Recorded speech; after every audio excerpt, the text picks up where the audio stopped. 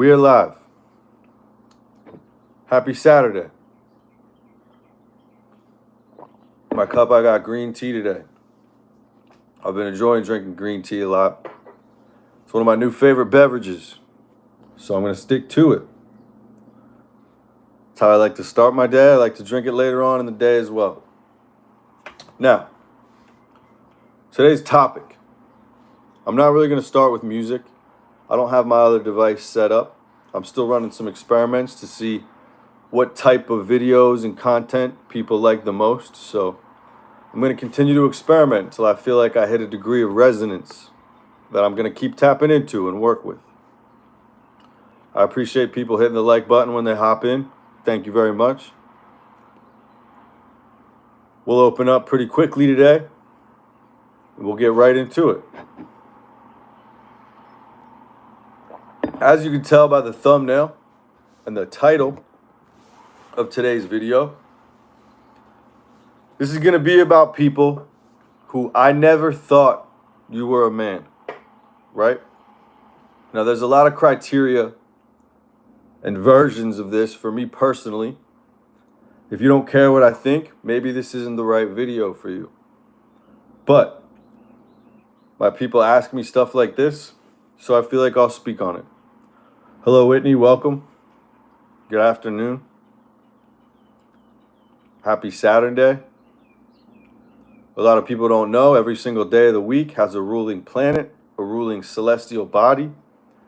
Saturday, obviously, is Saturn, the Lord of the Ring. So we'll say shout out Saturn today. Now, I'm just going to kind of rattle it off. If anybody has any questions, you go ahead and ask. But there's a lot of versions of people who may be male. Let me just say, if you're a woman, I also never thought you were a man, for what it's worth. But you're not trying to be one, so God bless to you. But any males out there who are attempting to be men, or any women out there who are trying to find men, this might apply to you. In my 30 years of life, I've realized that if you want to find what something is, it doesn't hurt to use process of elimination, start crossing out what things aren't, right? If you want to find what the right job is for you, make a list of everything that you hate, that you don't want to do. And everything left, something you like might be in there, right? You might be surprised what you disqualify. So, I can tell you what off the bat, immediately, disqualifies somebody as being a man in my eyes. First impressions are very hard to break. One thing that I feel like immediately makes somebody not a man is if you show up to talk shit about me, if you show up to be passive aggressive and take some secret little dig at me. I don't really see that as masculine. I probably never thought or never will think that you're a man. I'll be honest with you. Nothing you can do is going to make me forget that that's the spirit that you showed up in. You know what I mean?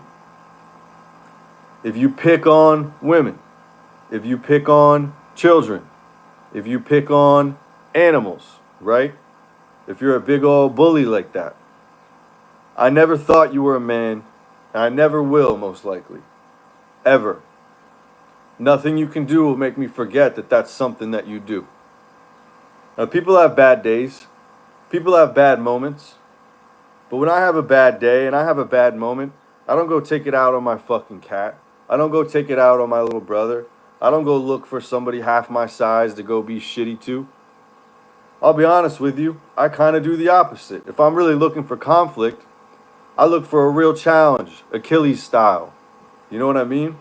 Something that's difficult and maybe scary and requires real courage to deploy to get through. Because that to me makes me feel like a man. When I overcome something, right? A workout that might intimidate me a little bit. A challenge, a feat, right? Something like that. So, I can tell you, tattoos don't necessarily make someone a man. Muscle doesn't necessarily make someone a man. Money does not make somebody a man, right? Being a male doesn't make somebody a man. So for what it's worth, there's a lot of people who assume that they're men, and then they go do things that only a bitch would do. That doesn't make you a man. Now, if you meet any of those criteria, I never thought you were a man because I met you in the spirit of something else. And it's going to be really hard for you to break that and leave that. You know what I mean? So, I noticed for whatever reason, a lot of people want to use me to prove something to themselves, to validate something to themselves, right? There's people on social media, there's people at the gym, there's people, all over in life, at the grocery store, that I can feel that if they feel like they can just get one over on me, now they'll be a man. And what they don't understand is it's because they're subconscious, whether they realize this or not. When they look at me, that's what they see, right? A man or the man. I'm not going to lie to you. Or they wouldn't do what they do, right? They wouldn't go out of their way to try to use me to prove something to themselves and to me. I've seen some people willing to do absolutely insane things to prove to themselves and to prove to me that they're a man. Now, I'll let you in on a little secret. Anybody who's doing that actually has deep doubt and question in their own manhood and their own masculinity. I've seen a lot of people who think they can't do the stairs, the Stairmaster, because it's a feminine machine. I've seen people that won't do the abductor or the adduction machine because they think it's a feminine machine, right? They think all of a sudden if they develop their hips a little bit, they're going to put on a dress and start taking it up the fucking rear. Doesn't work like that. You know what I mean? If somebody's that worried about it, they're kind of revealing something. And the thing that makes me sad is most people should be comfortable being themselves. Being straight doesn't make you a man. Being gay doesn't make you not a man. I'm not really a firm believer in any of those things, right? Masculinity is a little more intangible than malehood. There's a lot of people that think they're males or that are males, and they think that just automatically makes them a man, right? That's not how it works. Who trusts you? Who depends on you? Who do you protect? Who do you feed? Who do you shelter? What do you contribute to Earth, right? What do you take away from Earth? These are the types of things that a man sits down and wonders, calculates, and intentionally contributes to things like life and nature. Now, if you're passive aggressive, if you whine, if you complain, if you bully, if you do any of these things, I probably never thought you were a man, right? If you hide, if you cower, I don't find these traits to be masculine, personally. You know what I mean? Now, a leader may delegate. I do think a man is a natural leader. But delegation is very different than hypocrisy. The way I run my coaching team is I would never ask somebody to do something that I'm not willing to do myself or haven't done before myself.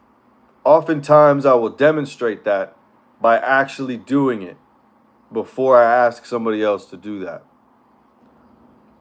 If you're not willing to do it yourself, you shouldn't ask somebody else to do it. If I'm not willing to hop up on the stairs and go for an hour, I shouldn't program that for one of my people, right? I have to live it. You have to walk the mile. You have to know what it does and doesn't do. I'm 7 weeks sober off of weed and steroids. I can tell you no drug will make you a man. If anything, drugs will make you less of a man. Now, what a lot of people who've abused or used steroids won't admit is one of the appealing draw factors of something like injecting extra testosterone into your body is you might think that's going to make you more of a man, right? You might be insecure about your manhood or how much of a man you are. 7 years ago when I took that first shot, I'll admit that was a hope of mine. That was an aspiration. This will make me more of a man, right? Most people don't realize when that testosterone shoots up, so does that estrogen. You know how many people have given themselves actual tits fucking that up? They become more feminine. They don't become more masculine. They get their estrogen balance wrong, so they start moving around and acting like a really emotional male, right? Men are rational. Men are calculated.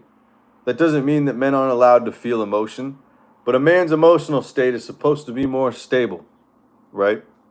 If we get scientific and we get physiological, a man isn't supposed to have the swings and the ups and the downs that come with something like the female menstrual cycle, right? You're not supposed to be moody today and in a different mood tomorrow and then an emotional state, and then you're supposed to be a little more stable, right? This is why men and women complement each other so well. Women can do what they do naturally, physiologically.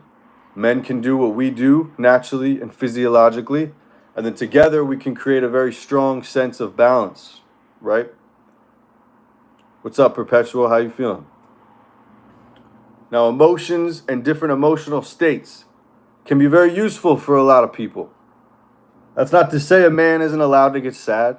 That's not to say a man isn't allowed to feel joy. That's not to say a man isn't allowed to get angry.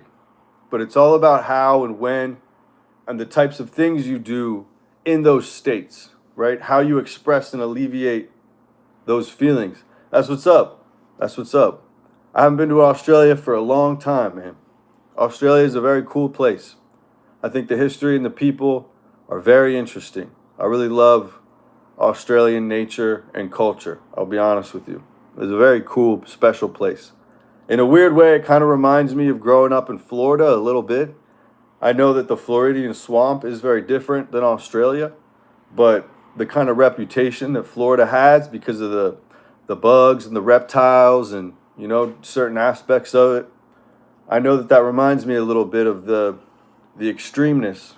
Maybe even a diluted version. Australian nature is extreme. There's a lot of things in the Australian populace that can kill a person.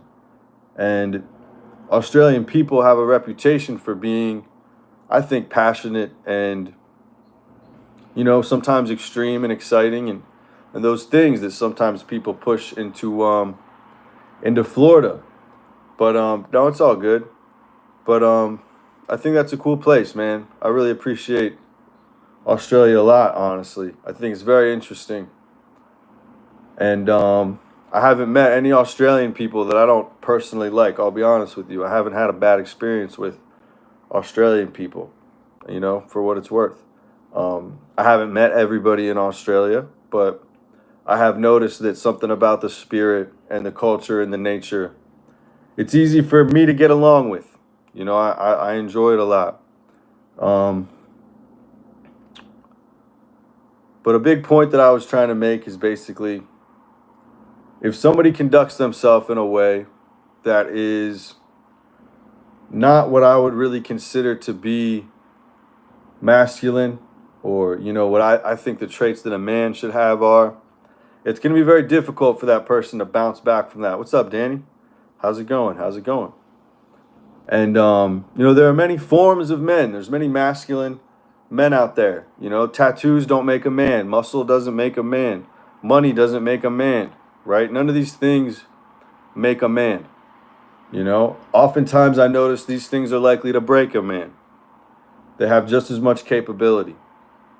That's not to say that a man doesn't do what he wants and what he can, but at the end of the day, I notice, especially with what I do now, with putting some videos out and coaching people, being a little more vocal, being a little more out there, something that I run into a lot is there's a lot of very weak, insecure males who feel the need to try to attack somebody like me, you know, and I know that it gets a lot bigger and badder than me out there, so I can't imagine what people run into the farther down this path they go. But I've noticed people 2-3 times my size, people who make a lot more money than me, people who don't even realize they have things that I don't have. You know, there are fathers out there who act very jealous to me, and I don't have a child, and it seems like they really take that child for granted, and they're almost jealous that I don't have children. And it's like, nobody forced you to have your child, man. You know what I mean? You did that. So I think a very masculine trait is going to be accountability and follow through. You know, a man recognizes that actions have consequences. One thing I'll admit, the more I study it, is a real, accountable, strong man actually shares a lot of traits with a real, accountable, strong woman. A lot of people might be surprised, but accountability, responsibility, presence, caring for the young, caring for the vulnerable. These are things that you notice both high levels of each gender have, right? Like you said, character, a person's character. Are you acting? Are you pretending to be joyful? Are you pretending to be kind? Are you pretending to be nurturing? Or is that really coming from a place? You know what I mean? I notice that one thing that really bothers me a lot, not to be judgmental, is I see a lot of parents pick on their kids. You know, I see some parents feel entitled. There's a word called possessive entitlement, which people think because this child is mine, like a piece of property, I can say and do whatever I want. I get a free pass because it's mine. When really that speaks to the wrong spirit. You know, that's not a respectful, high level way to treat somebody. You know, if you go to a basketball game and a kid shoots a shot and gets an air ball, it shouldn't be their parent that's yelling air ball. You know what I mean? I really believe that. If their father does something like that, that's not a man to me. You know what I mean? It's not. If anything, it's your fault as a parent for not working with the child and practicing with the child and preparing the child a little more. You know what I mean? I think that there's a lot of people who are very wounded by being bullied by their own parents or by other people who can't wait to pay that forward. You know, and no disrespect to any of my brothers who may be considering certain things, but I'll admit, one thing I use is a very strong litmus test for myself to measure if I'm on point or if I'm not, is I remember what it was like for me to go through military school, for me to go through the verbal, physical, spiritual abuse, the dehumanization process that happened there. And I'm aware that it's very popular in the area that I live in. Parents will threaten for children to go there. And usually the fear alone is enough to deter certain behaviors and to correct somebody that's acting out. You know, most people don't realize how sensitive a child is and what a child may think to themselves when a parent says, hey, if you do this, I'm going to send you away. That's it. You can't live here with me anymore, right? I'm going to give you to somebody else. So, when that actually happens, you get a certain degree of sensitivity where I can tell you right now, me personally, no matter what, if I were ever to be blessed with a child, no matter what this child ever did, I could never bring myself to put them through what I went through. You know what I mean? One of the things that I get what you mean, Perpetual, you're right. One of the things I'm most proud of is that I cannot wait to not share my pain and my trauma and whatever I feel like really wounded me. I don't want to roll that forward. I don't want to pay that forward. I don't want to roll that downhill. So I think there's a lot of people who maybe they misunderstand and they don't recognize that they are who they are in spite of those things, not because of those things. Nobody might have been able to see it in me when I was 12, 13, 14 years old, but everything that's in me that came out of me from that experience, that was always in me. You know what I mean? And the thing that I can admit that in hindsight is a little wacky is when I was in second grade, third grade, fourth grade, grown men did to me what I see grown men do to me now. When I was in fourth grade, I had a male teacher who in hindsight bullied me because something about him felt less masculine than me as a fourth grader, right? I would kind of be dominant and move in a way that he couldn't feel like he could control me. And because he couldn't control me and get me to submit, because deep down I probably didn't respect him. Rather than reach out to me and connect with me and teach me, he bullied me. So guess what that did? That just made me become a little bit worse in class. I'll use it as an example. I'll never forget. We played Foursquare. We played a game together at recess. And at the time, we all thought it was the coolest thing in the world that the teacher would play with us, right? Would play this game with us. Wall ball, Foursquare. Now, in hindsight, this guy was a bitch. This guy was not a man. He was a male, right? So what he would do is he would use recess to basically bully a bunch of children and feel like he was good at this game because he probably wasn't able to play it with other grown men, right? People that don't want to fight in their weight class, that want to pick on somebody that's smaller than them, they're always the weakest people inside. You know what I mean? So if somebody conducts themselves that way, I can't see them as a man. And a woman who goes out of her way to put down and pick on, a little girl, I can't see that as a woman. So I think what a man has to do before he can face the world is really face himself and recognize, what am I angry at? What am I afraid of? What am I hurt by? And understand those things to the point where you can heal to a level that you're not just going to go out and bleed on everybody. You know what I mean? If somebody actually cut me open and I had blood coming out of my arm, I would have to tend to that before I could go teach a client in the gym, before I could, coach somebody remotely, before I could be a proper parent to my animals. You know what I mean? And a lot of people don't recognize that can happen mentally, that can happen spiritually, right? If you're excited to lie to people, if you're excited to wound people to kind of make them like you, you're not a man. You know what I mean? You're a male at that point that hasn't quite matured or grown into a man. And the thing that does bum me out a little bit, but also is exciting, is I've seen teenagers, man, who show wisdom and who show insight and who show grace at levels that I've seen 40 and 50-year-old people unable to deploy and participate in. So I have a lot of hope for the future. There's a lot of people that think that human beings used to be stronger, used to be better. I think it's very natural for people to glorify a past that they were never a part of. If you could spend 2 weeks in the Great Depression, you wouldn't be able to wait to come back to what your life is right now. I fucking guarantee it. You know what I mean? I guarantee it. But a lot of people have to walk that mile and understand and live that. So if you think you know better than somebody who's been somewhere that you haven't, somebody who has results that you don't, you may be at risk of not being developed, at not being a man, right? It can come off as judgmental. Sometimes people think I'm looking down on people. But in all honesty, I've been there. When I was born, I was a baby. And then I became a boy. And then I was a grown male. And then I had to wake up and look in the mirror one day and say, what's the difference between what I see and what a man is? And actually fill that gap in a little bit. It takes some self-auditing, but it also takes a role model. You know what I mean? You have to see it to know that it's possible.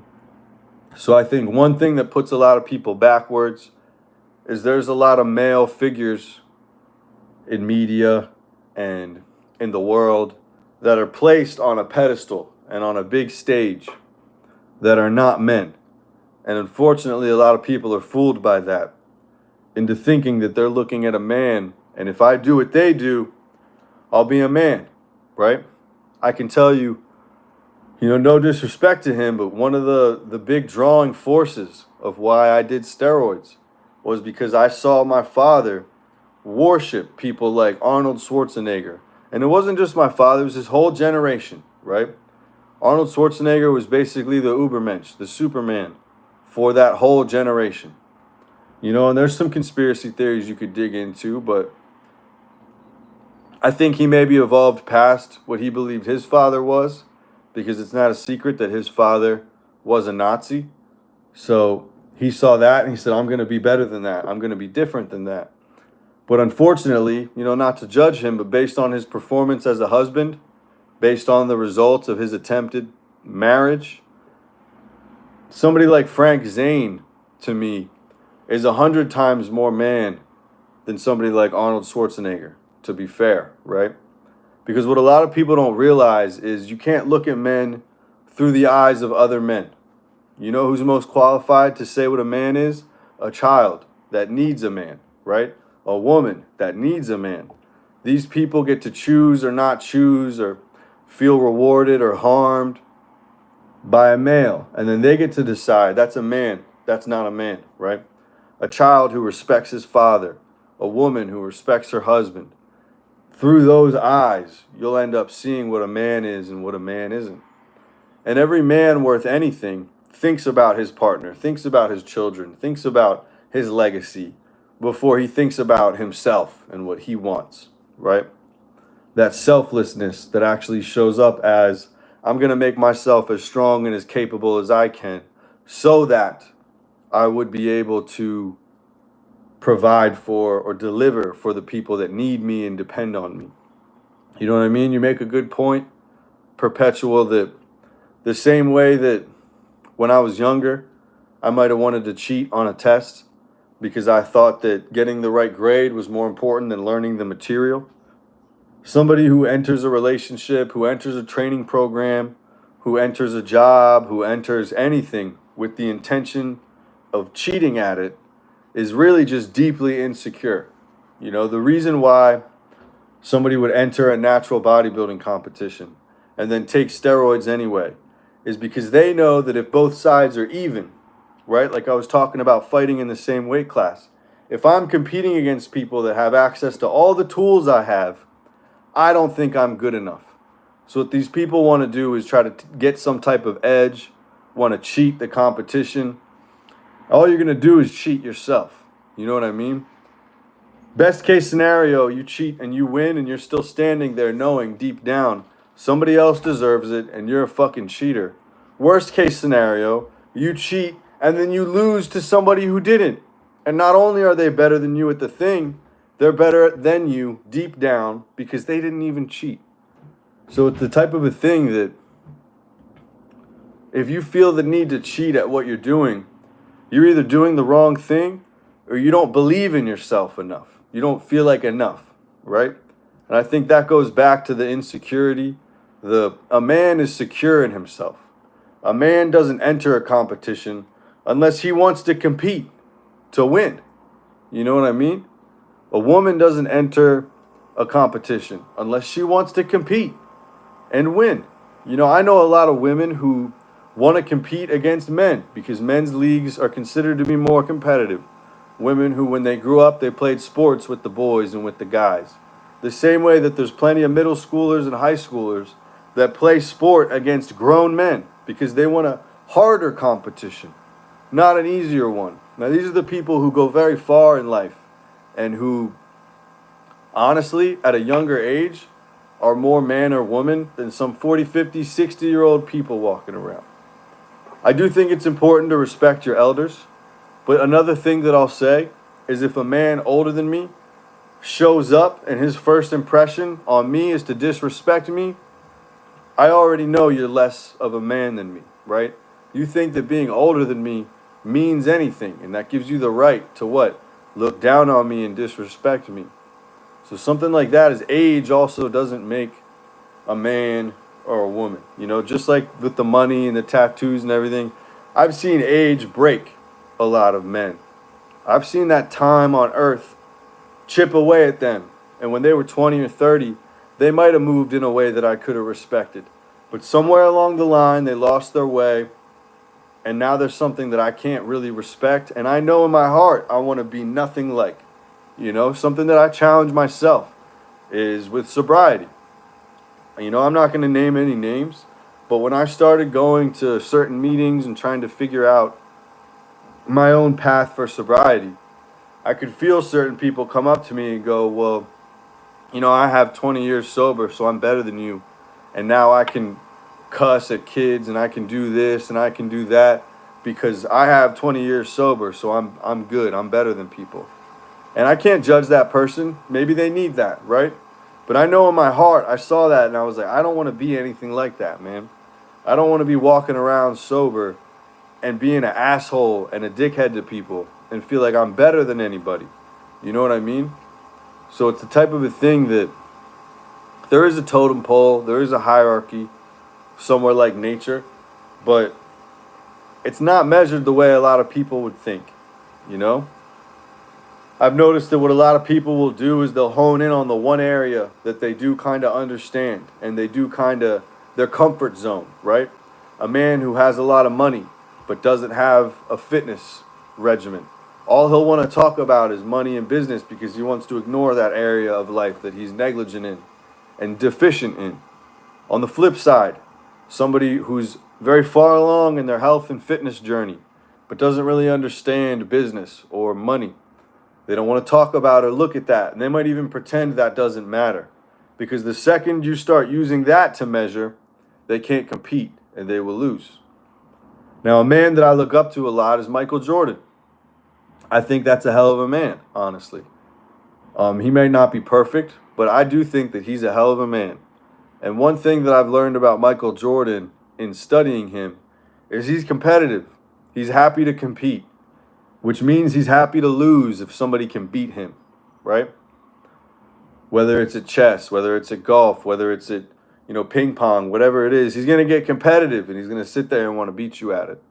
And I think that is linked to why he was so great at his sport, because he was willing to compete, which a willingness to compete, I also think comes with a certain amount of manhood, right?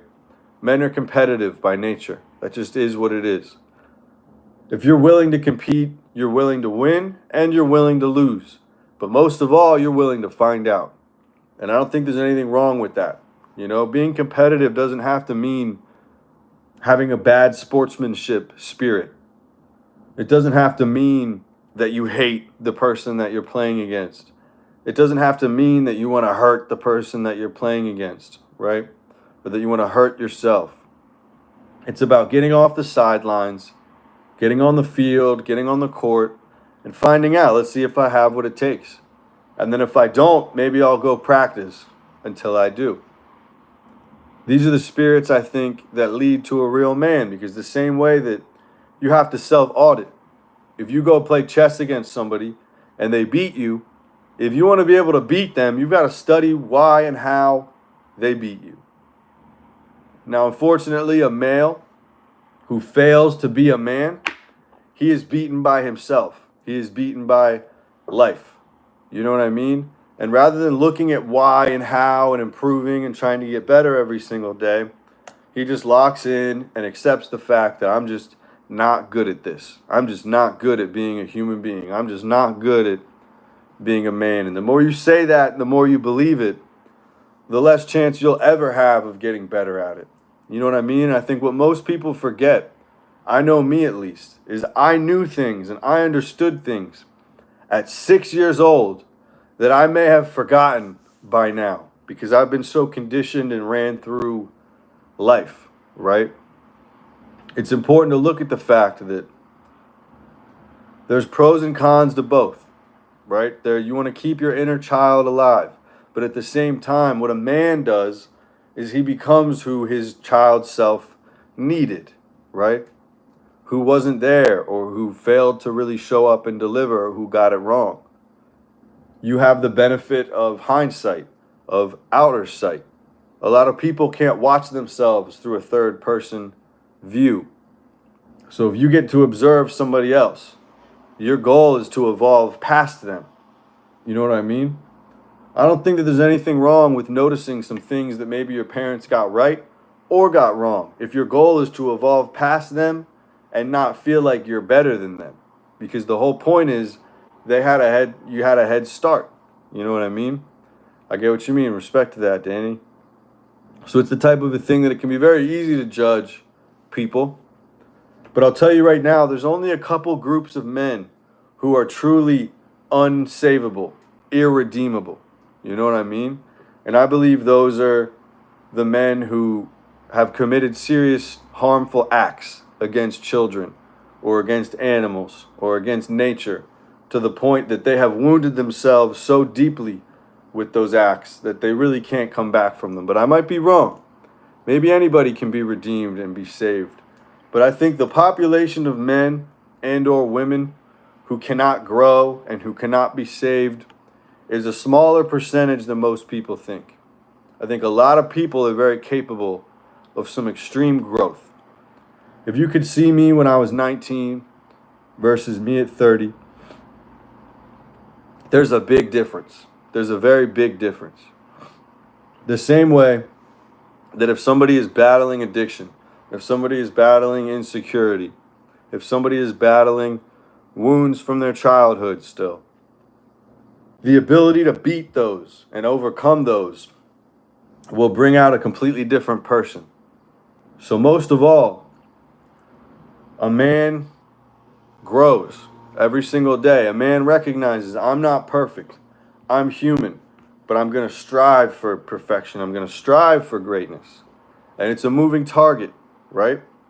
If I were to look at what I did yesterday and fill in every single mistake, if a week from now I'm able to actually get that right, life will reveal a whole new set of mistakes for me to hone in on and improve, right? You'll chip away at it. You'll make a big difference. I think you make a good point. On my own channel here on YouTube, my first handful of videos I made when I was still getting high and when I was still doing drugs and doing certain things. And I like to think that if you watch me right now and you go back to some of my first couple videos, you will notice a difference, right? You'll notice a growth trajectory. The same way that I'm excited to see where I go 1, 2, 5, 6 years from now.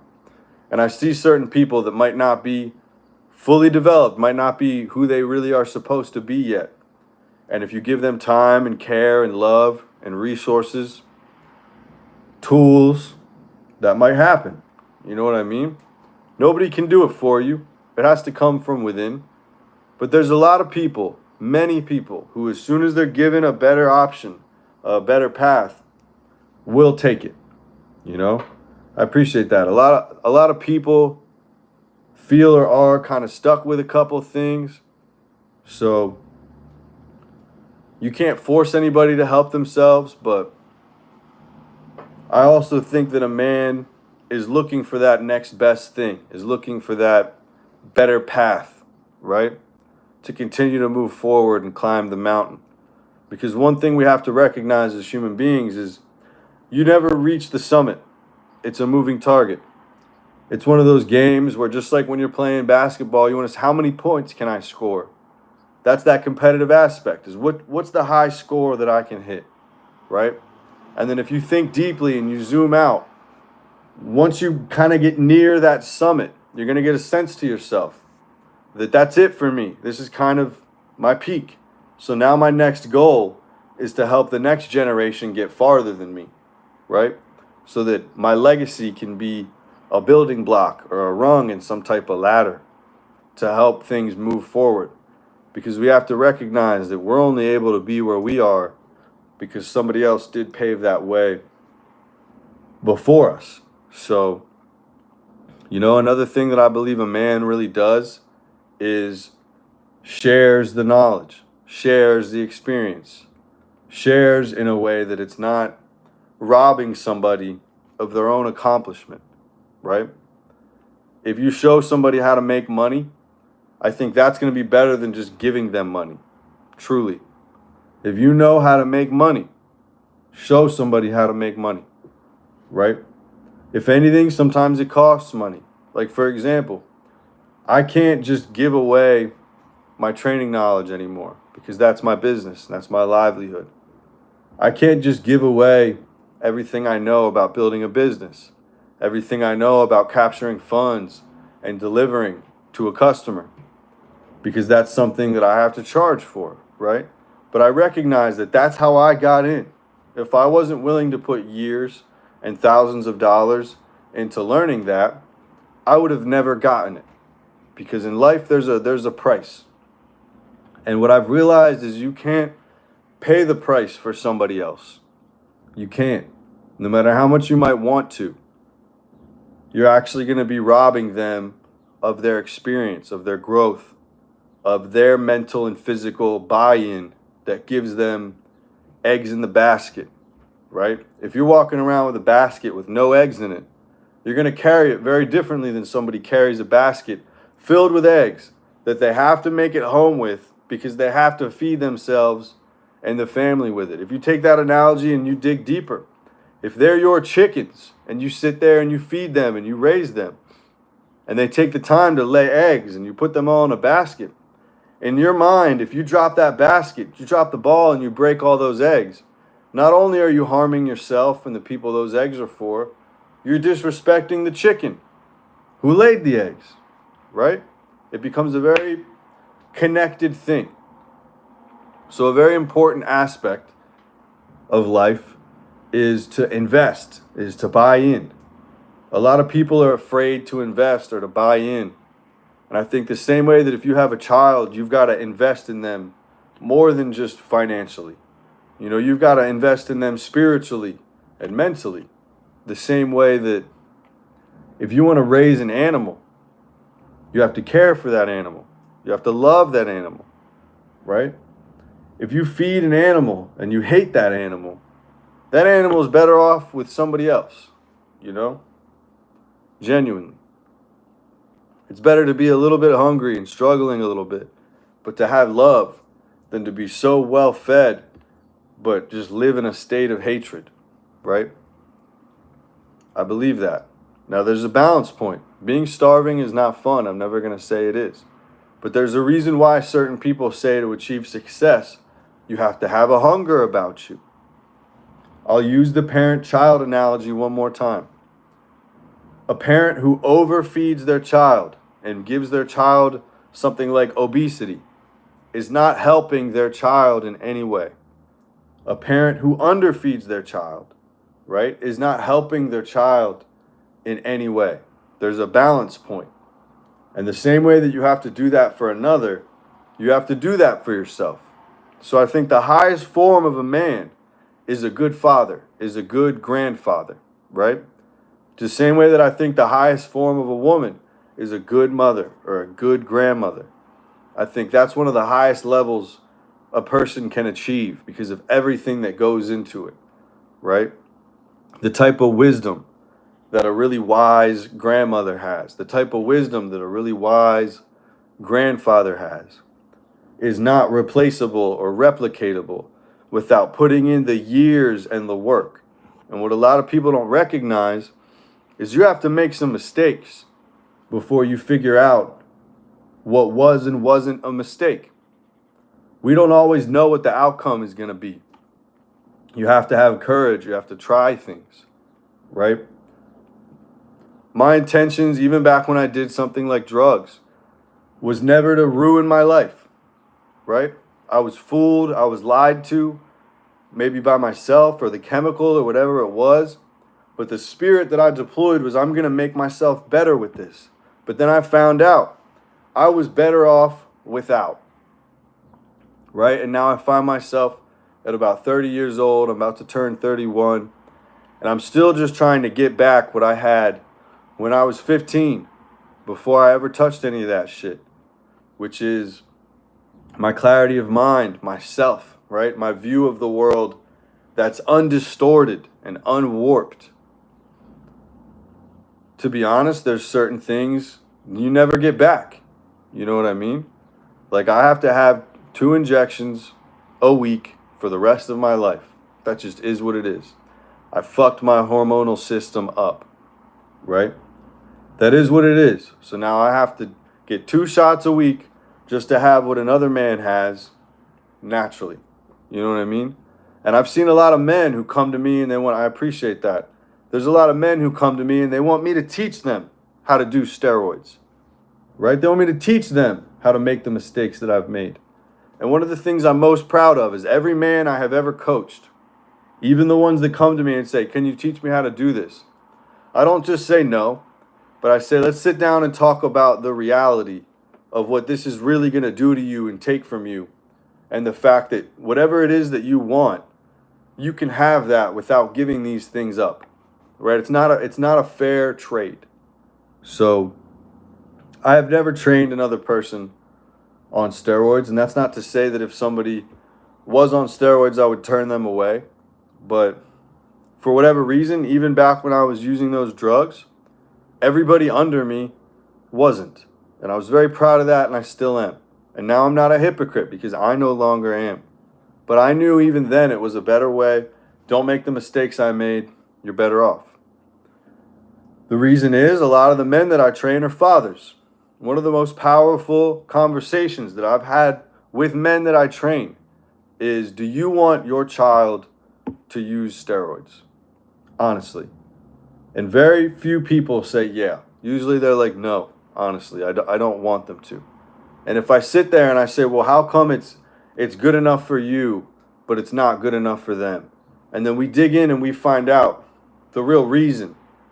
I can't tell you how many people came to me because TikTok showed them videos about Tren, and now all of a sudden they think they need Tren to be a man, right? They don't recognize that if you want to have more children, if you want to not be a hypocrite when you tell your child not to do drugs, you can't take that step. You know what I mean? And that's not to say that everybody who uses steroids isn't a man, but I'll be dead honest with you. Unless you are a professional competitive bodybuilder in the NFL or something like that, there's no need. There's no reason. You're just lying to yourself. You're just fooling yourself. I can use myself as an example one more time. Now that I'm sober, I realize that when I was younger, part of me really wanted to bodybuild, wanted to be a competitive bodybuilder. Now, in hindsight, I can tell you the biggest place I went wrong was the drugs. All the years that I should have spent eating and training and developing habits, I was off doing those drugs, pretending to do that, right? Every time I would inject my steroids, I would tell myself, this is bodybuilding, right? And then I come to find out, one of my favorite bodybuilders on earth, right? One of the only huge motherfuckers I know in person. I'm not going to name him, but he's near and dear to me. I came up to him about a week or two after I was sober. I was talking to him about it. And I told him my experience and what happened, right? And I said, man, when I was at my worst, I was doing 1 gram of testosterone a week. And he looked at me and he said, what the fuck, man? You were taking 1 gram? And I said, yeah, that's what you guys all do, right? And he said, bro, I've never taken more than 300-400 milligrams, right? And I looked at this man who was 3 times my size. And I realized that I was doing more steroids than him. And I wasn't growing like him, right? And it's an illusion, it's a lie. If I had done way less steroids, and if I had just eaten and trained way more, maybe I would have been able to compete in that sport. But the problem is, that's not me. I have an addictive spirit. I can't just take a little bit of a drug. And for whatever reason, that's the truth. Now, when I deploy that spirit to work, when I deploy that spirit to exercise, when I deploy that spirit, sometimes it takes me very far because I don't stop. I don't hit an end point, right? I keep pushing, and I go somewhere that some people aren't willing to go. Deploying that spirit into drugs only took things away from me, right? When you get in too deep, when you get in too far, you don't see things clearly anymore. You don't think clearly anymore. And the reality that I have to admit in hindsight is, as much as I wanted to bodybuild, I wanted to do drugs more. So when it came time for the two to compete, when I was supposed to pick food, a coach, a training program that would have actually taken me there, I went and I picked something like drugs, right? Now, I know for a fact I was born to make music. I know that for a fact. I was born to make music. I was born to write books. I was born to do stuff like this. Create, you know what I mean? Create videos, create training programs. I make a much better coach than I do an athlete. But my years and time in the field were very necessary for me to be able to tell somebody Don't go that route. Don't do that. That's not going to work. That's not going to serve you properly. You know what I mean? And like we were talking about earlier, what a man is and what a man isn't. If the right person had come to me when I was 20 years old and said, here, don't do it like this, do it like that, maybe I would have listened to them, right? But you can't coulda, woulda, shoulda it. And in hindsight, the thing that really hurts my heart is there were people telling me everything. There was somebody in my life who said, don't do this. There was somebody else in my life who said, do this. I did what I wanted to do, so I chose who to listen to, right? The person saying, do more drugs, I was like, yeah, I'm going to listen to them, right? The person saying, don't do that, in one ear, out the other, right? Maybe somebody didn't get through to me, but at the end of the day, I did what I wanted to do, and I can finally admit that as much as I wanted to achieve things, what I really wanted for all those years was to just be somebody else. And I was convinced if I took this drug, if I wear those clothes, if I work this job, I'll wake up and I'll be him or him or him or him. And the whole time I needed to find out who I was and be that person. You know what I mean? As much as you think that you're going to be good at being somebody else, you're going to be the best at being yourself. You know? There's only one person who can really be you. And there's a reason why it becomes spiritual. Because if you believe that there's a reason why you exist, then not only do you need to be you, but other people need you to be yourself. I can feel that, 7 weeks sober, people like my little brother, people like my parents, people like my training clients, people like my cat. This version of me is able to do a lot more for them than all those other versions of me were. That was all caught up in myself, right? And it may sound selfish because right now I am focused on being me. But you can't deliver yourself and offer yourself to other people if you're still playing around trying to be somebody else. You know what I mean? That's the reality of the situation. So, circling back to the main point, a man is who he is. A man is himself, right? I am who I am. I am what I am. I'm not going to be somebody else. I don't need to be somebody else. And no longer do I want to be somebody else. Because then I'd have to start over and learn how to be them, right? And I've spent 30 years learning how to be me. Why would I want to give that up if I'm finally getting in stride, getting in flow with it, figuring out what that means? My sense of identity my whole life was I'm somebody who gets high. I get fucked up, you know what I mean? I do this, I do that. That was never me. That was never who I was supposed to be. And unfortunately, I don't think anybody's supposed to be that. Which means we're up against some really powerful negative influences. We're up against some really negative forces, right? But the most positive thing that can be in a person's life is you let who you are come out. It'll give you your first real friends. It'll give you your first real family. Because if you give somebody else to everybody, it's like that thing I was saying earlier about cheating. Even if people accept you, you know deep down, they're not accepting you. You know, they're accepting other people. They're accepting something else, right? So, I think a man, first and foremost, is real, is honest. It's very hard for a lot of people to be honest with themselves and others. There are a lot of people who have a car, who have a wife, who have a job, who have something that deep down they don't even want. But they won't admit that to themselves, so they can't go out and get what they really do want. You know what I mean? That's the type of a thing that makes me sad, you know? Back when I was getting high, the women I was with, the jobs I was doing, the clothes I would wear, I didn't want any of it. None of it. But I couldn't admit that because I was so afraid if I gave all that up, I would just have nothing.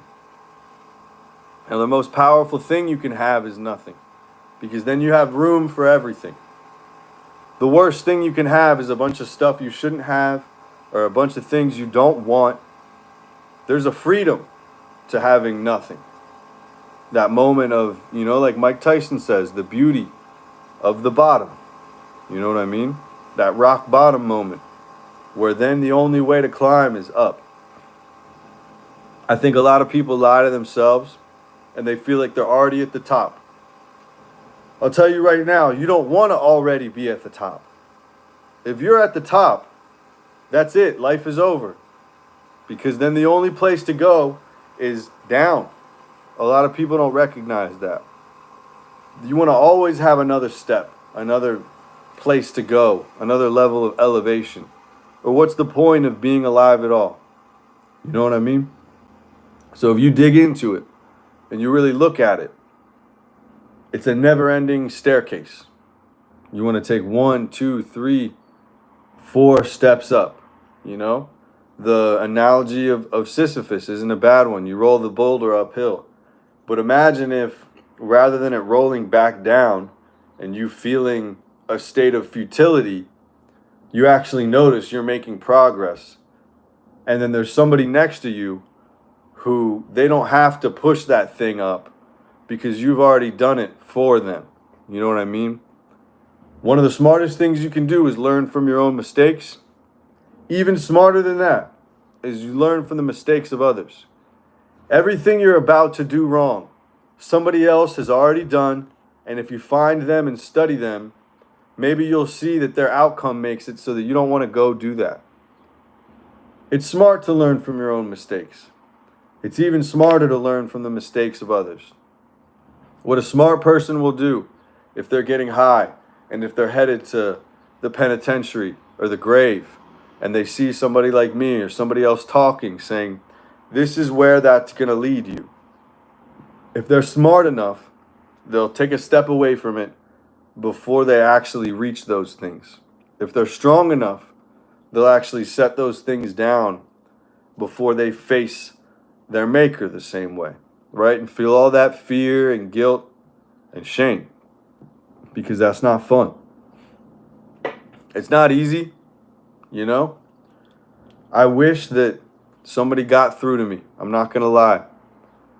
But at the same time, it is what it is.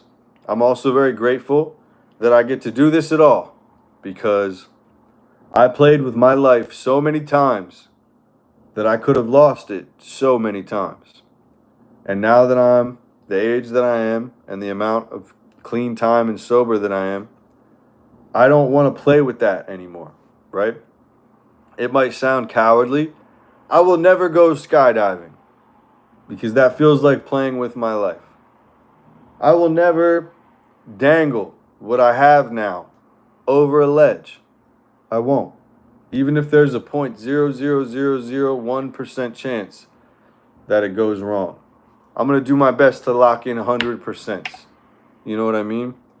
I can't prevent somebody in a big ass truck from fucking up on the road and blasting me one day.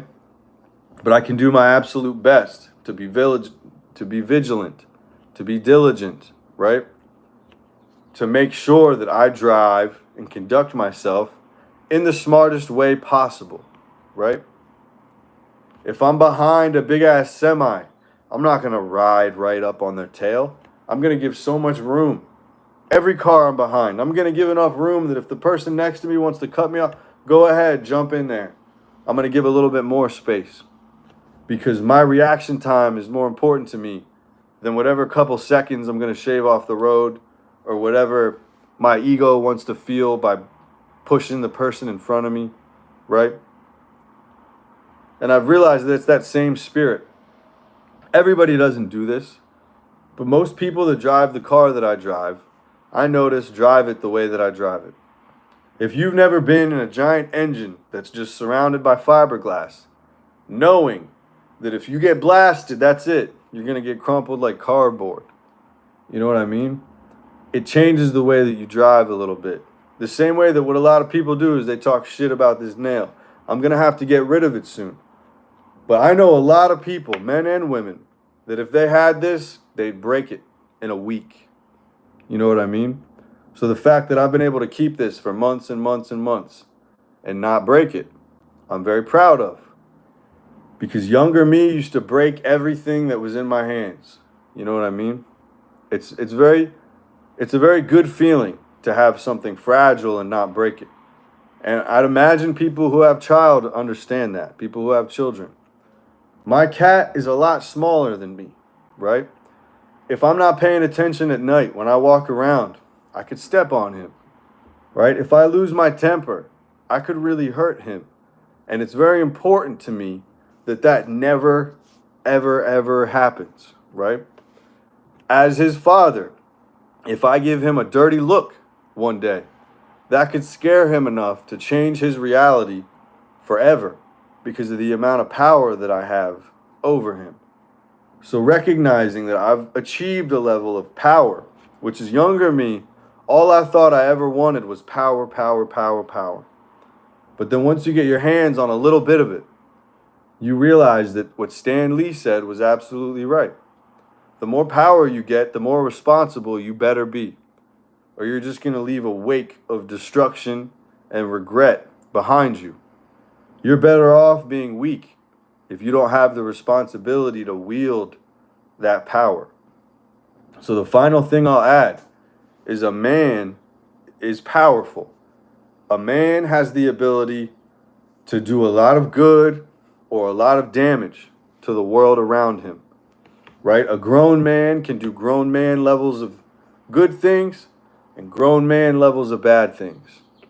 And a man who's aware of that isn't in any type of rush to give a show of force, give a display of power.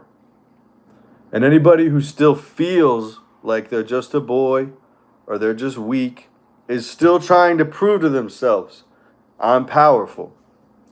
Now, once you prove that to yourself, that's not the end of the game. That's just the beginning. Now what? What do you do with it? Who do you help with it? What type of actual evil do you deter with that? Or are you part of the issue? Right? Stuff to think about. So before a man picks up power, he knows what he wants to do with it. You know? I have a firearm. I have weapons. I have knives. I have different things like that. Anybody who knows me knows the last thing I will ever do is play with those things like they're toys. Because they're not. They're not toys at all. And anybody who I see playing with a gun, playing with a knife, I never thought you were a man. You know what I mean? Ever. Ever, ever, ever. If today, in today's world, I saw somebody in this version of me, if somebody came up to me and played around with a gun, I would say, here, hand me that. I want to play with it too. They're probably dumb enough. If they're dumb enough to play with it, they'll hand it to me to play with it too. If somebody's playing with a gun and it's loaded, I'll say, here, hand it to me. And then I'll point at them and say, this is my fucking gun now. Turn around and go away. Once you're a man, maybe you'll be able to hold one and deserve it. Right? That's a very different experience. Because what a real man will also do is if you see somebody misusing their power, there's a way to check that a little bit. You know what I mean? Now, I know that I'm not the biggest person physically.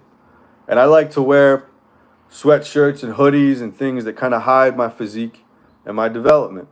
Because what that does is that attracts bullies. Now, I've noticed if somebody feels comfortable bullying me, they definitely feel comfortable bullying a child, bullying a woman, bullying an animal, right? So if I can bring that out of them and then check that, that's not a bad thing, right? Now, what you don't want to do is activate their insecurity so they go and they pick on that woman and that child twice as much. Because if you do it in an egotistical way and you basically hurt a man's manhood so bad that's not really a man, he'll go and try to fix that against the women or the children that he picks on. So what you have to do, as difficult as it is you have to actually validate that man as a man. And you have to look at him and you have to say, why do you do this? You don't have to do this. You know what I mean? And one of my favorite lines is, You are 3 times my size. Why do you feel the need to pick on me? What do you want to prove to me? Am I that powerful and that special to you that if you defeat me, you'll feel like the man? Right? Why don't you fight in your own weight class? Why do you shoot down? Do you not trust us? Do you not feel powerful? Do you not think you can handle somebody your own size? Very quickly, that changes the conversation. You know what I mean? It changes the narrative. Now, they might not admit it to you. They might puff up and they might follow through. But then when they walk away, that seed you planted is going to blossom.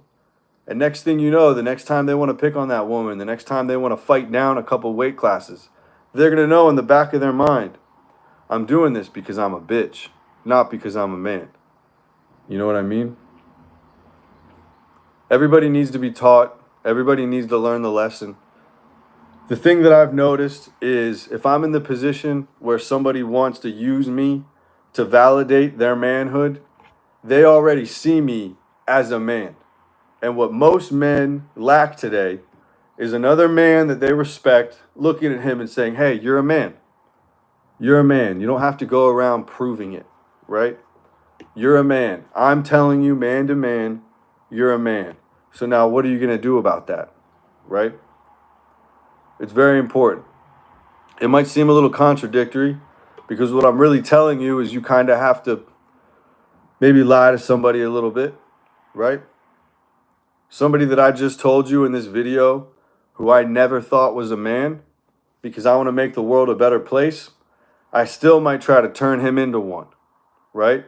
Because we don't need any more grown male bitches walking around hurting themselves and other people with the power they've been given by nature. So it may be difficult, it may be hard in that moment, which is why the story I talked about in the gym, I set a bad example, so then I had to go back and correct it with the right example. All you can do is your best, you know, but you have to give somebody the chance, and you have to recognize that some people listen to too many people. So there may be somebody who is a man, who puts in the work, who doesn't hurt children, and who listens to the wrong males, or who listens to the wrong women, right? And somebody looks at him and says, you know, you're a bitch because you go to work every day. You're a bitch because you don't fight that guy. You're a bitch because you don't hit me, right? Whatever it is. And then sooner or later, they might want to try it out. They might think, you know what, maybe they're right. Maybe they're right. Maybe I should stop working so hard. Maybe I should stop being so kind and so gentle. Maybe I should start hitting women. Maybe I should start hitting children, right? And that's a very slippery slope.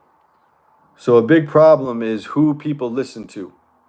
And that's the thing I've noticed is if somebody's going to go out of their way to try to prove something to me, I'm already somebody very important in their life. You know what I mean? And that amount of power that I have, I can either use to make myself feel like a man, which means I didn't go into that conversation actually feeling like one, or I can kind of share the wealth a little bit and say that doesn't make you a man. You know what I mean? I can't tell you how many people who have more muscle than me, more money than me, talk shit to me. And all I have to tell them is, you know, being a male hater and hating on other men doesn't make you a man. There's been a dozen people that I've said that to who have done a 180 and been like, you know what, I'm sorry, bro. I wish you the best in life. They won't say it, but they'll basically be like, you're right. You know what I mean? And maybe in a week or in a month when they're higher level, they'll really be able to admit I was wrong and you were right. The same way that when I got sober, I had to call every single one of my friends who tried to tell me and who I didn't listen to, you were right. You were right. Everything that you tried to tell me, you were right. I was wrong.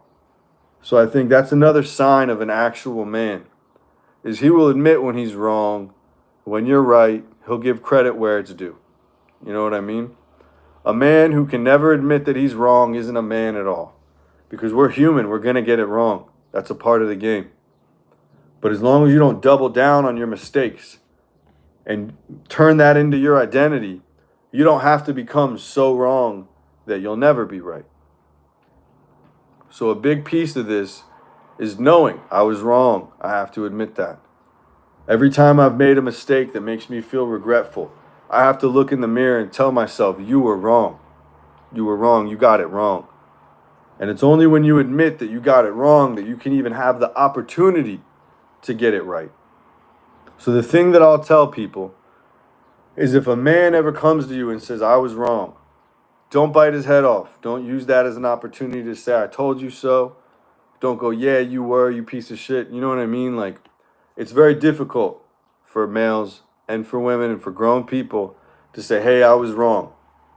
Now, don't allow people to manipulate you with that. You got to use the fool me once, shame on you, fool me twice thing. If somebody comes up to you and they say, hey, I was wrong, and you give them a whole opportunity, and then a week later they come back and say, hey, I was wrong, and they don't correct that behavior, that's just somebody using a sorry as a manipulation tactic. That's very different than somebody who grows. So if I told all my friends, hey, you were right, but I'm still going to go get high, that's very different than, hey, you were right, I'm never going to go back and do that again if I can help it. And if that happens again, it's a real mistake. And you know what, I might need some help with that type of a deal. I'll add one more thing before I go, which is I've noticed a lot of fake aid, and you want to avoid the fake aid. My first week sober, I reached out to, yeah, I'm going to get rid of it. Next time I go get a manicure and I see my girl Kelly, I'm going to get this clipped off, probably paint the pinky nail black, switch it up a little bit. But it's time. I want to play basketball. I want to shoot pistols. I want to do a little more of that. But my first week sober, I remember I reached out to a couple of my old friends who I used to get high with, who I could tell they kept me at arm's length because I was still getting high. And I thought to myself, good, I can get these friends back, right? So I hit them up, and the first thing they did was they flexed their clean time on me. And they said, I've got so many years sober. Let me tell you how it's done, right? And the thing I've noticed is what a lot of them tell me is they push their own mistakes onto me. And they say relapsing is part of the game. They say you are going to relapse, right? Now, maybe I will, but the whole point is at that moment I was thinking to myself, no, I'm not. You know what I mean? I'm not entering this with the intention of that. If I do, that's a mistake. I really don't want to go into it with that mentality, because what a lot of people don't realize is the part of your brain that wants to get high will look for any way.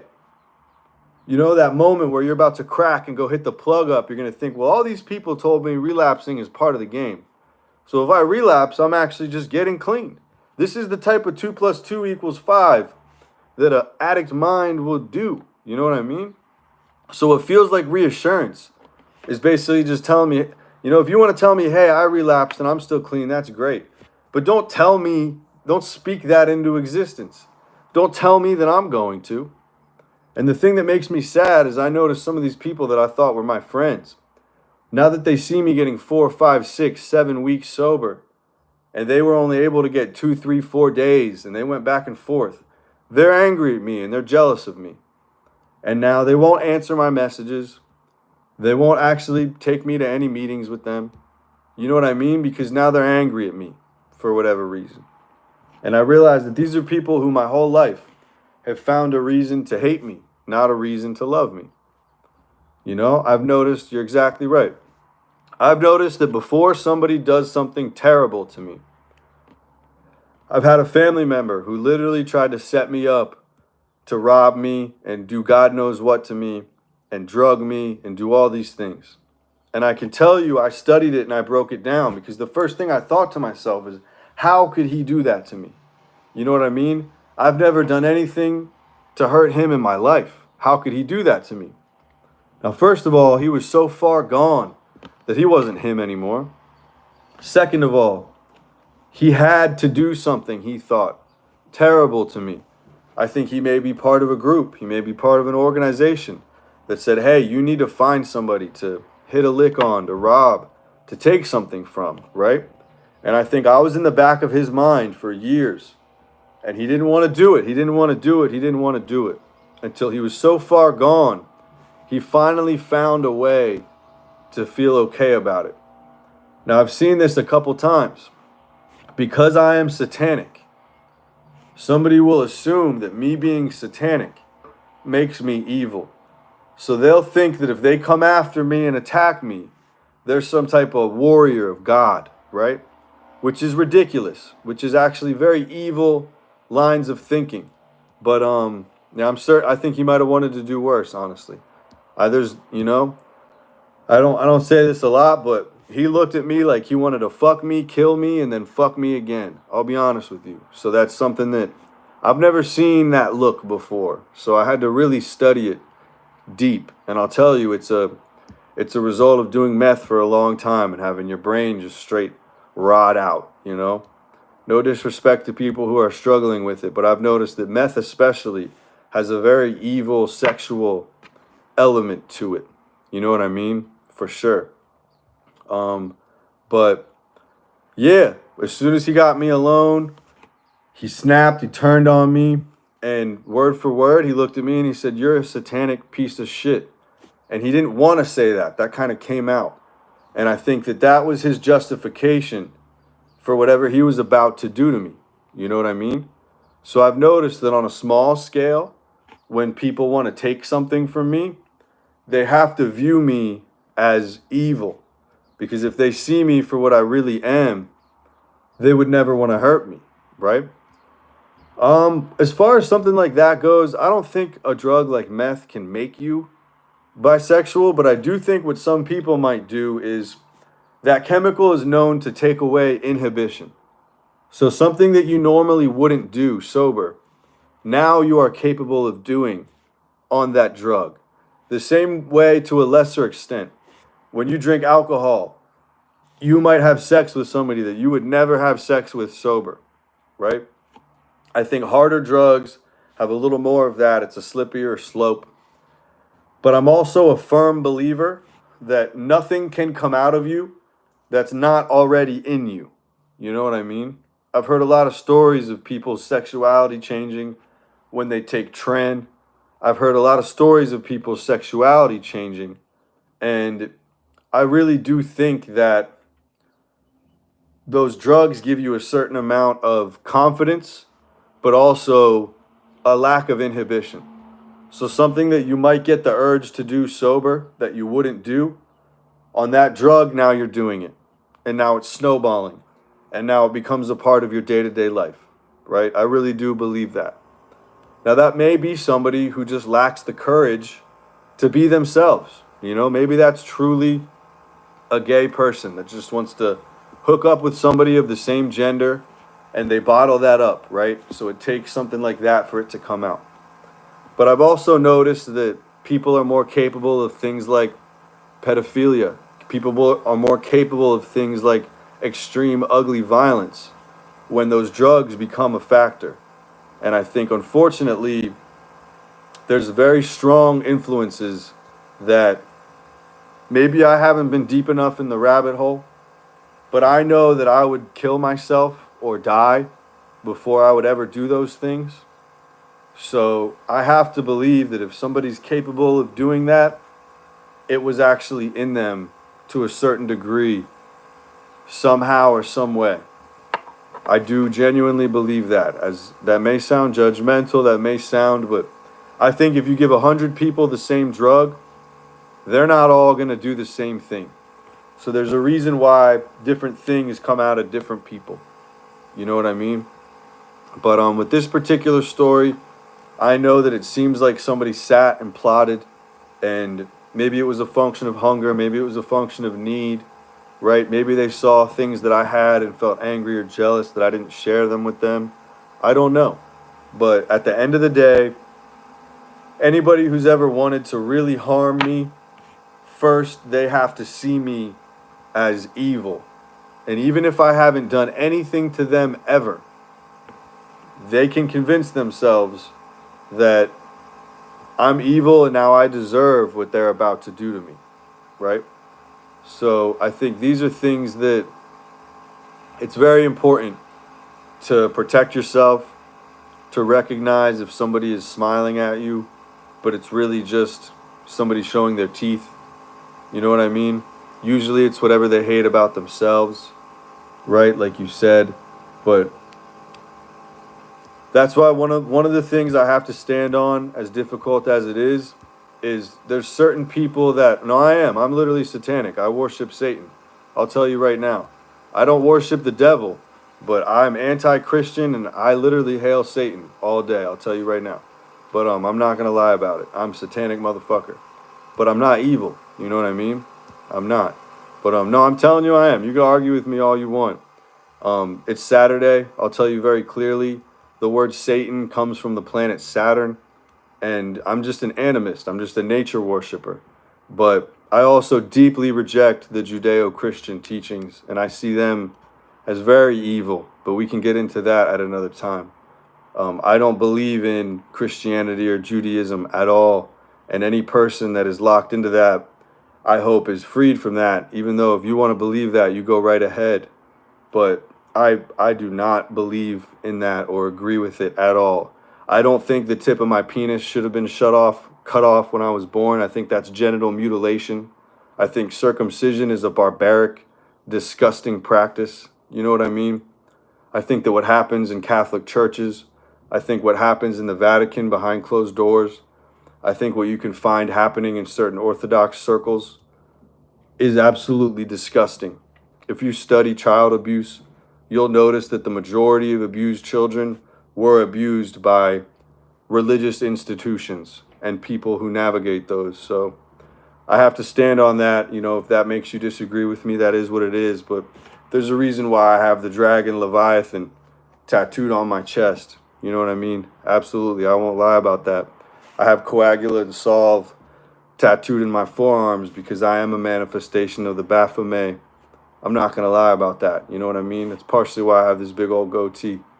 I like goats a lot more than sheep. You know, I'm not a lamb. I'm not. I never have been. I never will be. But that's just what I believe. But if anybody wants to ask me any questions, I will answer it. You know, I'm probably going to have to wrap this up soon. There's some company coming over and I want to clear up the home for them. But I'm happy to answer any questions anybody has for me. I do believe a man is honest, so that's where I can't lie to you about what I believe and what I have found to be true or not true. I do believe in freedom of religion, so if you want to believe what you want, you go right ahead. I will tell you very quickly, I don't believe that the spirit of Moloch is who people say they is. If you study certain things, you'll notice that the way that Christians and other people like to do a water baptism, you know, imagine if I started saying that they were drowning babies, right? The same way that if you study Moloch, people say that they were burning babies alive. It's a flame. You pass through it very quickly. It's a flame baptism, the same way that Christians use a water baptism. You know, it's usually quick enough. The baby's dunked in, dunked out. The same way that if you worship Moloch and you have a child and you want to initiate that child, which I don't really agree with initiating any child into anything because a child is not able to consent to anything. The same way I wasn't able to consent to participating in circumcision. I can't get that back, right? But yeah, the Moloch, I don't have an issue with the bull horns. I don't have an issue with worshiping beasts, worshiping any aspect of nature, you know. And as far as Bohemian Grove goes, I know for a fact the people that hurt me directly when I was a child and put me in the hospital when I was 4 years old, they participate in rituals in Bohemian Grove. Now, Bohemian Grove is not truly Bohemian. The word Bohemian means an artist, somebody who loves the arts. My band Elwar, ELWAR, I have a new song, which is a reworking of one of the biggest rituals they do at Bohemian Grove. You can look it up. It's called The Cremation of Care. And what they do is they create an effigy and they burn it, and they celebrate how much they don't care about any of us. So I have a new song in my band. It's called The Cremation of Christ. And I created an effigy and I burnt it because I don't think that spirit needs to be here any longer. That's the truth. That's the honest truth. So if you want to look up my song, The Cremation of Christ, Slipknot, I honestly pretty sure Clown Crahan is a pedophile. I'll be honest with you. I get really weird vibes from the clown in Slipknot. I think he likes to scare children. And Slipknot is a fraudulent band. They're lies. I'll tell you right now. What most people don't realize is most satanic people that are placed on the world stage are placed there as a distraction and as a lie by people who would like to push you deeper into Christianity. These people who work for the regime and who target children with a message and who are paid hundreds of thousands and millions of dollars to create art and give it to kids are not Satanists. They're not satanic people. You know what I mean? The same way that if you look at it, Ozzy Osbourne, he's called the Prince of Darkness. He always wears a right side up Christian cross, and he is registered as a Christian man, and he goes to Christian church. Now add that one up for me. You don't have to. I already did the math for you. These are liars. These are frauds. The same way that if you study real black metal, corpse paint, the spikes, church burning, and then you look at a band like Kiss, you can tell that Kiss is a mockery of real Satanism, right? If you look at the logo, the SS in the Kiss logo is the Nazi SS symbol. I'm not making any of this up. You can go look it up if you want. You know what I mean? These people target children with art. They target people who want to find Satanism, who want to find the truth, and they mislead them and trap them in a lie. And this is just further proof of how truly powerful real Satanism is. If they would create all of these distractions and deterrents on the path. You know what I mean? Even the band Mayhem now, one of my favorite bands of all time, they have a song on the album called Esoteric Warfare, which uses the ritual from the Bohemian Grove called the cremation of care, right? You'll find it. It's not very hard to find. It's on the album Esoteric Warfare, which means hidden, hard to understand warfare, which is what this spiritual war is right now. You can look it up. I'm not making any of this up. That's why Mayhem goes on world tours, gets to collect all this money, because now they work for them, right? This is what it is. This is just the truth. You can believe it. You cannot. Unfortunately, I studied the truth and I found it. And it's not unfortunate for me. It's unfortunate to everybody who would like to lie to me. The same way that in Christianity, a virgin never got pregnant, dead men never come back, men do not walk on water. These are very simple lies used to fool and trick people who are looking for real magic. You know what I mean? The story of Abraham and Sarah. She did not have a baby at 90 years old. That is a lie. The entire Abrahamic faith was born from lies. People might get angry at that. At least in the Quran, they'll admit that it was Sarah's handmaid, Herod, I think her name was, who actually had the baby. Sarah did not get pregnant at 90 years old. Abraham's God did not make a 90-year-old pregnant.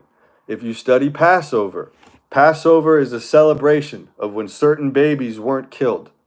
What's hiding in the shadow of Passover is the celebration that a bunch of Egyptian babies were killed, right? This is a story about when God killed a bunch of babies. This isn't something that I can stand behind or agree with really ever. You know what I mean? Not even a little bit. So hopefully that answers your questions about where I'm at and what I believe. But if there's any other questions, I'm happy to answer them. I haven't done any pull-ups recently. In about 4 days, I'll have a back day. I can try it then. I usually do chin-ups on my back day. But I did do 50 knuckle push-ups yesterday morning. I hit an hour on the stairs, and I'm sticking to my program where every other day I do cardio and I do weights. So every other day I do cardio and I do weights. But as far as my goals go, I kind of have a list, and I'll be honest with you, calisthenics, I got so good at them when I was 15 that I know what I'm capable of. So I like to explore other areas to see what I'm capable of now, you know? When you do thousands of push-ups and pull-ups in a day and you see yourself do 30, 40, 50, 60, 70 straight, that kind of changes what you do and don't want to see, you know? And I'll be dead honest with you. I study physiques. And the reason why I don't run marathons is the same reason why I don't do a lot of calisthenics. I don't want those bodies. I don't want a runner's body. I don't want that body. I'll be honest with you. I don't want those bodies. So if somebody does, more power to you. I hope you go out and get it. But part of the example I set is I do what I want, I live how I want, I look how I want, because that's what keeps me secure and happy. I don't really do what other people want me to do. I'll be honest with you. Now, when I pay a coach and I have a coach, what he tells me to do, I do. But right now, I'm back to being self-coached. So I tell me what to do and then I listen. So I'm willing to try certain things and figure it out. But I only do pull-ups on back day. I don't do them just to do them. I have a specific way I'd like to develop my physique. And that's where I'm going to go. And I'll be honest with you, just to respond to your comment, I'm not really going to get engaged in a back and forth, but I will address the comments. Everybody with an impressive physique who does calisthenics also lifts weights. You know what I mean? People with impressive physiques typically lift weights, in my opinion. Anybody who do calisthenics on top of that, that's wonderful. I no longer use steroids, so you can have a pretty impressive physique with a less than impressive training regimen if you use steroids. I no longer have that in my life, so I have to eat and lift weights the way a natural man would. And based on how my physique and genetics are set up, I was 103 pounds when I started training. So I have to really focus on eating and training for size to even keep what I have, let alone gain more. So my goal is not to lose weight. I don't want to lose weight. I'd like to gain weight. And something like more cardio, more calisthenics, any of those things, they're not really going to shape my physique anymore or grow it in the way that I want. And that's just the reality that I've learned doing this and studying it for 16 years now. You know what I mean? So there's a lot of people that live in kind of fantasy situations, or they're still shooting for a goal, so they think everybody should shoot for that goal. But the most you can do is kind of talk to people, figure out what they want, and then kind of help encourage that or deliver that. You know what I mean? But certain feats, they don't impress me as much. Like when I was at military school, I'll tell you right now, I saw things that you wouldn't even believe are possible. You know what I mean? I saw 16-year-olds rip 100 push-ups straight. I saw a 17-year-old do 50 pull-ups like it was nothing. You know what I mean? Like there's some freaks out there. If you ever watch the actual calisthenics competition, if you see what a Coast Guard rescue swimmer, who I'm pretty sure they typically win. The Marine Corps is made up of badasses, the Special Forces, the Navy SEALs, they're all badasses. But when it comes to calisthenic competitions, the Coast Guard rescue swimmers, I'm pretty sure at the top of the game. And they do push-ups and pull-ups like you couldn't believe. You know what I mean? Like you really couldn't believe. And I'll be honest with you, there's a lot of things in nature that are and aren't impressive. So it's like sustaining something is very cool to me usually. Like in a lot of the gyms I train in, there's some older guys who they've been training a certain way for a really long time. And a guy that goes in and squats 600 pounds, deadlifts 500 pounds, bench presses 400 pounds at 50, 60 years old, even if he had more impressive lifts when he was younger, that is a different type of animal than most people really understand or are anymore. I'll be honest with you. Like, there was one absolute golem of a man who I would spot him and he would teach me some things. And he would always wear thick sweatshirts, and maybe he even inspired me. I never trained in a tank top. You know what I mean? I'm always in a hoodie and sweats, and you can't see what's going on under there. On purpose. I'm not there to show off, right? But one time, he goes, punch me in the stomach. And I was like, I don't know, man. Like, why? I don't want to hit you, right? And he goes, no, punch me in the stomach. And I could tell he hadn't got to do this in a while, maybe, or he wanted to show me something. So he goes, yo, bro, punch me in the stomach. So I go, all right. And I just gave him a little one. And it literally felt like I hit, like, rocks. Like, I'm telling you, like, rocks. You know what I mean? Like, this man was an absolute monster. Like an absolute, they don't build them like that a lot anymore. You know what I mean? Like, he was a fucking freak, like, genuinely. You know, he had a bald head, and he would say a lot of his fights that he'd be in, he would just headbutt the person, and that would be the end of it. And I believe him. You know, this was an absolute savage. He was absolutely wild. There's no need to go back and forth and disrespect each other in the comments. You know what I mean? People will say and do what they want to do. A lot of times people are just insecure. They need attention. You know what I mean? Or they want to push their belief on the world onto other people. You know, like, maybe there's somebody out there who got a virgin pregnant, and every time I talk about how Jesus' mother was not a virgin, they look at me and they go, you're wrong. I've seen it before. I've done it, right? I got a woman pregnant just by looking at her one time. You never know what people have seen and what they've done. You have to kind of figure out for yourself what's true and what's real. You know what I mean? But you would be surprised what a lot of people are capable of when they're not breathing polluted air and they're not drinking polluted water, and they do have a certain training regimen or spirit about them. You know what I mean? There's some martial artists who are capable of things that most people can't comprehend.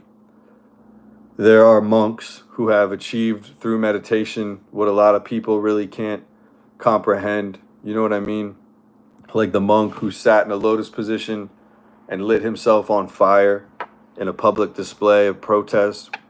Most of you and me included, if we were lit on fire, we wouldn't be able to sit still, right? Most people, if they go and sit out in freezing weather, they wouldn't be able to breathe in a way that steam starts to come off of their body. So there are a lot of amazing things that people are capable of. It's a good idea to take a video of it if you ever have to prove it. But the thing I'll tell you is, what is there to prove to other people? You know what I mean? The only person you should really want to prove things to are yourself at the end of the day. So, for what it's worth, that's what I believe. I'm going to wrap this up pretty soon. If anybody has some questions, I will answer them. But, you know, I think first and foremost, a man is honest. A woman is honest. And one of the best skills you can develop in life is to spot a liar. So that's something that I feel like I'm becoming a little better at. But still, you got to give that benefit of the doubt. You know, you got to give that benefit of the doubt. The laws of nature will not break for anybody. But unfortunately, as human beings, we have lost touch with some of the laws of nature. So if we can get back into those and share them with each other, I don't think that's a bad thing. But thank you, everybody, for being here. Hopefully I do make it to Alaska someday and pop over to Australia and get to see some people. It's cool to me that there's people all over kind of tuning in and watching this, you know. I do feel like part of the reason why I am the way I am is before I was like 13 years old, I had lived in and been to a multitude of countries. So I never had the illness of racism come about me. I never had the illness of ignorance enter my system, because I had felt personally and seen with my own eyes all kinds of different people be very wonderful to me and to other people. You know what I mean? So unfortunately, ignorance is a sickness, and the best way we can cure that is to see and do more together, right? So that'll wrap this up. I'm working on being a better man every day. I'm not done, but I like to think that I'm no longer what I used to be. So shout out everybody. Stay safe, stay dangerous. Cheers to you. If you need anything, hit me up on Instagram. My name is Andrew_Prometheus. Any message I receive, I will respond to. I appreciate the support, and I will see you all very soon. Stay safe, stay dangerous. Prometheus out.